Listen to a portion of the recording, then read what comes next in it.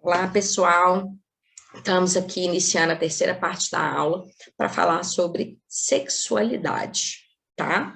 Sexualidade do adolescente tem diversas dimensões biológicas, psicológicas e culturais e são de extrema importância, tá? Como uma energia quase que vital.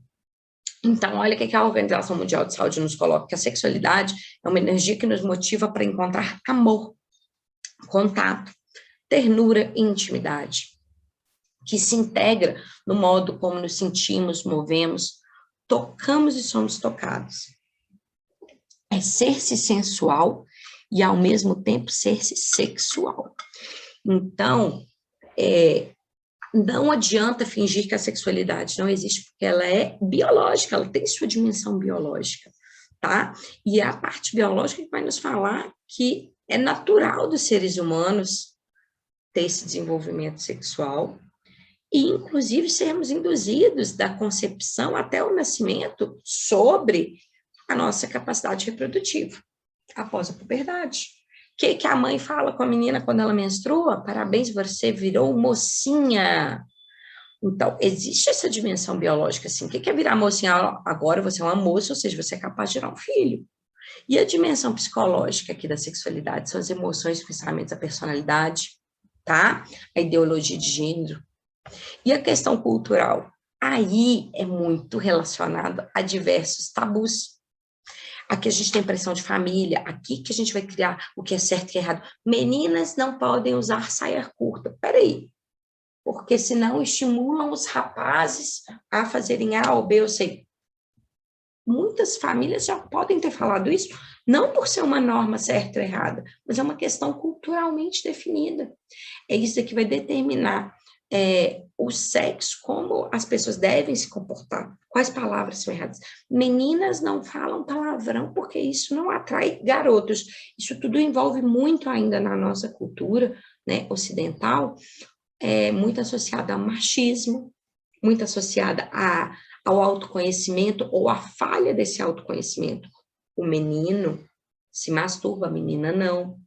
Então, a gente muitas vezes fala que certas partes do corpo ninguém pode tocar, senão a mão cai, senão Deus pune, tá? Então, a gente tem que lembrar sempre que a dimensão cultural e ética da sexualidade, ela muitas vezes é a mais conturbada, que vai gerar graves alterações, pode gerar, né? Graves alterações da dimensão psicológica. Por quê? Se a minha emoção, meu pensamento, a minha personalidade vão de encontro ao que a cultura e a sociedade dizem ser certo, eu me sinto o quê? Errada. Em relação, então, à síndrome da adolescência normal. O adolescente, por si só, ele tem uma mudança muito grande, né? E aí ele tem a fase dessas tempestades e dos tormentos. Como que a gente popularmente chama adolescência, muitos já ouviram esse termo, é de aborrecência, porque é uma fase de grande desafio para os pais. Por quê? Porque é uma fase em que o jovem está buscando identidade, tem tendência grupal, tem necessidade de se intelectualizar e fantasiar, começa a ter crises, tá? Crises religiosas, crises paternais, a vivência é temporal e singular, ou seja, aquele é o melhor dia da vida, aquele é o melhor dia, e tudo é eterno, tá? Tudo é eterno. O jovem nunca pensa que ele vai morrer. Ele não tem a noção de efemeridade, né? A evolução sexual que é muito grande, então ele começa a sexualizar coisas que antes nunca nem se pensou em sexualizar, né? E aí ele tem uma atitude social muito reivindicatória, de voltar, de buscar seus direitos, de querer ter voz, né? E essa separação progressiva dos pais, por quê? Porque o pai está sempre errado, né? As constantes flutuações de humor e do ânimo. Então, o adolescente, ele acorda triste, no meio da manhã ele já está feliz, na hora do almoço é o melhor dia da vida dele, na sobremesa já voltou a ser o pior, tá? Essa flutuação, ela é fisiológica, dá uma angústia, um nó na garganta. Tentem lembrar de como você se sentiu nessa época, tá? O tanto que é bizarro tentar lembrar, de choros que vêm sem razão, agressividade, às vezes, de explosões também que vêm sem razão. Por quê? Porque aqui a gente está buscando e desenvolvendo tanto o autoconhecimento como o autodesenvolvimento. Então, o desejo de conhecer a si mesmo e construir sua personalidade, além da explosão hormonal, que deixa tudo muito maluco, Opa, desculpa, pulou. Então, parte dessa puberdade normal envolve a questão da maturidade mental. Lá atrás, quando a gente falou de 1000 dias, a gente tinha comentado que ao término dos 2 anos, a criança ela vai ter a rede neural cerca de 50% a 60% do cérebro do adulto. Aos 8 anos, esse desenvolvimento neural já passou dos 80%. Então, a massa cinzenta vai diminuindo à medida que os anos se passam, tá? E o cérebro, ele vai ter uma complacência um pouco menor, justamente pelo neurodesenvolvimento, principalmente da parte frontal, tá? Então, a gente vai vendo aqui, ó, em imagens de ressonância, que o amadurecimento vai tendo essa mudança, né? Então, olha essas 5 idades, né? As áreas que vão mudando vão do vermelho, que é um cérebro menos maduro, para o roxo, que é o cérebro mais maduro. Olha o cérebro de 20 anos.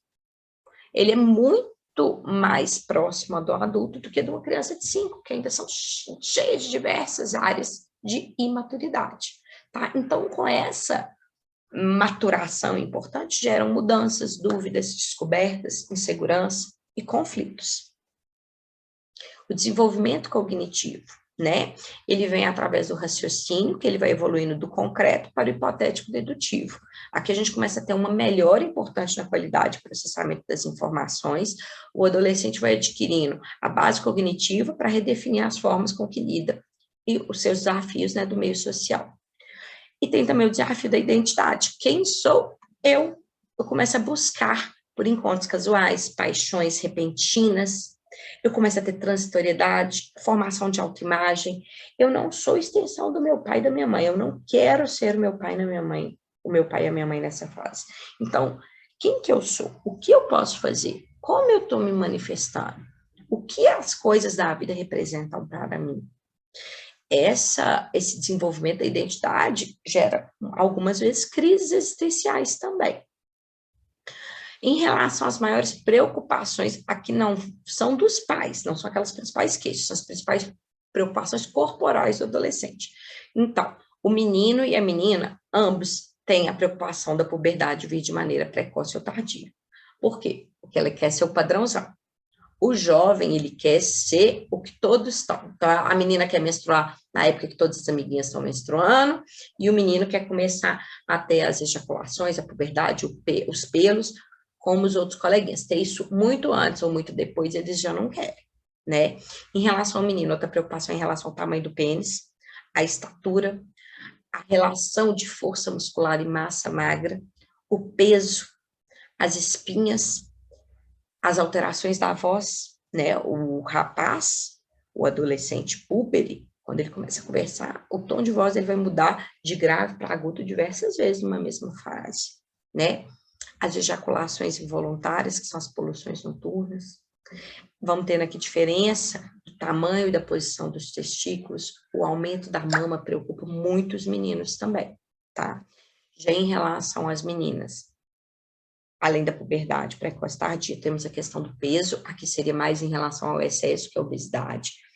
A irregularidade da menstruação, os seios, então eles são muitas vezes assimétricos, podem ter dor pré-menstrual em relação ao tamanho, muita dúvida em relação à leucorreia, as espinhas e estrias que vão surgindo na pele, ao aumento dos pelos, principalmente para aquelas que têm algum pelo no rosto, né? O hirsutismo preocupa demais as meninas. A presença da cólica menstrual, que a gente tem que lembrar se eu não tenho uma dismenorreia primária ou secundária, as alterações de estatura e postura. Então, se a menina se preocupa se ela fica muito alta ou muito baixa, ou se ela vai ter uma cifroescoliose ou uma lordose, tá? Lembrando, em relação ao tempo de consulta, que ela sempre tem que ser em 3 tempos. O primeiro tempo, adolescente e familiares juntos. O segundo tempo é entrevista sós com o adolescente. E o terceiro tempo, o exame físico e término com os responsáveis. Então, aqui, eu tenho que manter o sigilo com o paciente quase sempre. Desde quando que eu vou quebrar meu sigilo? Quando eu vejo que tem alguma coisa que vai colocar em risco a vida do meu adolescente, do meu paciente. Então, se o meu adolescente fala, por exemplo, que ele está namorando ou iniciando uma vida sexual desde que não tenha uma idade baixa, por exemplo, se for uma menina de 12 anos, ela já tem uma consulta em 3 tempos, mas se ela estiver tendo relação sexual, eu tenho que ficar preocupada, tá? Pela idade, porque ali eu tenho uma idade que ela é inimputável ainda, tá? Aí a gente vai ponderar. Isso, a menina falou comigo que ela começou a ter relação sexual. Eu preciso de quebrar o vínculo com ela, se ela não está em risco, se eu vejo que não tem sinal de violência, não tem nenhuma imposição, é uma questão pessoal. Não, eu mantenho o meu sigilo. Se a menina me fala que ela entrou numa rodinha, por exemplo, que todo mundo, ou o menino, experimentou maconha, que é uma droga ilícita, mas que ela também experimentou ali, mas que não sabe nem se quer usar de novo, eu vou contar isso para a mãe dela, para o pai? Não, eu guardo meu sigilo e oriento. Eu uso dessa oportunidade para vincular com o meu adolescente. É diferente de eu ter um jovem que está tendo relação sexual desprotegida com inúmeros adultos ou jovens numa mesma festa, ou que está grávida, ou que tem alguma DST, ou que está usando drogas ilícitas de maneira rotineira. Então, a quebra de sigilo, ela vai ter diversas situações que ela vai precisar acontecer, tá? O que é importante? Precisou de quebrar o sigilo, você tem que avisar para o adolescente. Chegou na consulta, a menina está grávida. Você não vai guardar esse segredo, mas você vai avisar para ela, falar assim, olha, nesse momento eu vou ter que contar para o seu acompanhante. Por quê? Porque isso pode colocar em risco. Isso é uma coisa que a família inteira tem que estar sabendo para poder lidar junto com essa situação. Não posso deixar isso passar despercebido, tá bom? Então, a gente vai associando. Atenção especial aqui, né? Para os jovens que têm crescimento abaixo do percentil 3 ou Z-score menos 2, as curvas de crescimento, uma velocidade de crescimento baixa em pelo menos 6 meses a 1 ano de observação, por isso que a nossa avaliação ela vai ser longitudinal, a estatura incompatível com a estatura dos pais, então a gente vai ter que fazer o cálculo do alvo genético. Como que a gente calcula a estatura-alvo? Então, é a altura do pai, mais a altura da mãe, mais ou menos 13, a depender do sexo, né, do gênero do adolescente, dividido por 2. Então, idade do pai, mais a da mãe, mais 13 em meninos, dividido por 2. Idade do pai, perdão, tá, gente? Altura. A altura do pai, mais a altura da mãe, menos 13 em meninas, dividido por 2, tá? Atenção especial também, para quem não tem nenhum sinal de puberdade, que seria aqui já pensar na puberdade tardia, né? Aos 13 anos em meninas ou 14 nos meninos, ou para quem não teve ainda o aparecimento para quem começou a ter o aparecimento, perdão, das mamas ou pelos pubianos antes de 8 anos nas meninas, ou dos pelos ou aumento do pênis e testículos antes dos 9 anos nos meninos, tá? Outra atenção, irregularidade importante menstrual com excesso de pelo e acne, que a gente tem que lembrar se essa minha paciente não está tendo uma doença do ovário policístico, tá? Que a síndrome do ovário policístico vai dar o que? O hirsutismo, o hiperandrogenismo, que acelera ainda mais a acne, e a anovulação crônica, que vai me dar uma maior irregularidade menstrual. Vamos fazer, então, aqui alguns questionamentos básicos só para a gente poder testar. Qual legislação, então, que protege a criança e o adolescente? É o ECA, tá? Lembrem sempre do ECA, Estatuto da Criança e do Adolescente. Quais as vacinas indicadas na cidade? Temos que lembrar do HPV, a depender da situação vacinal, também tem o meningo C, meningo ACWY, que entrou agora pelo PNI, hepatite B, febre amarela, dupla adulto e tríplice viral, dependem do estado vacinal anterior, tá? Mas a gente tem que lembrar o quê? Aqui também temos vacinação. Quais os principais distúrbios de nutrição e alimentação comuns da adolescência? Anorexia, bulimia ou obesidade, tá? São os 3 aí mais comuns. E para a gente avaliar o estado nutricional do adolescente, como que eu faço? Eu faço através do IMC, né, que é o índice de massa corporal, e do histórico alimentar. Então, vamos fazer aqui mais uma questão prática para a gente testar um pouquinho o desenvolvimento. No meu item 1, vamos olhar essa genitália. Eu tenho pouquíssimos pelos estão mais finos, mas eu vejo uma região escrotal grande, já descida, com um aumento já de tamanho do pênis. Eu sou aqui G3, P2, tá? Segunda fotinha, olha lá. Eu não vejo pilificação, mas eu vejo um pênis comprido.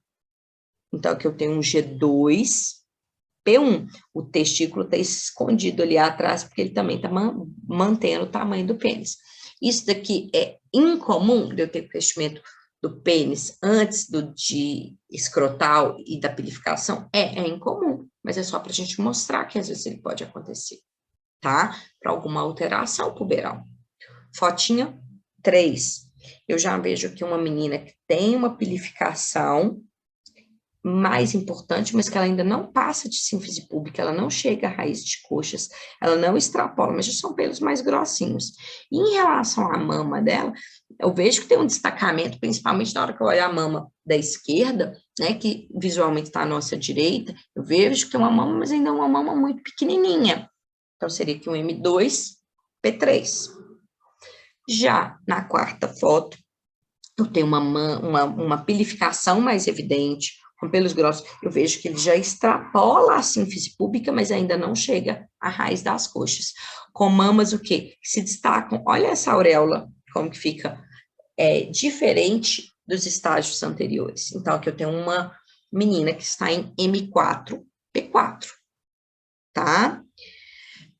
Esse slide eu acho que é o que resume muito a questão da puberdade, tá? Para vocês lembrarem de irem treinando, verem livros e tudo mais. Tá legal? Para finalizar, eu queria deixar essa frase com vocês. Adolescente, a vida é tão bela que chega a dar medo. Não medo que paralisa e congela, estátua súbita, mas esse medo fascinante e fremente, de curiosidade, que faz o jovem felino seguir para frente, farejando o vento, ao sair a primeira vez da gruta. Medo que ofusca. Luz complicente, as folhas cantam-te um segredo, velho como o mundo. Adolescente, olha, a vida é nova e anda nua, vestida apenas do teu desejo. Mário Quintana. Uma ótima semana e bons estudos para vocês.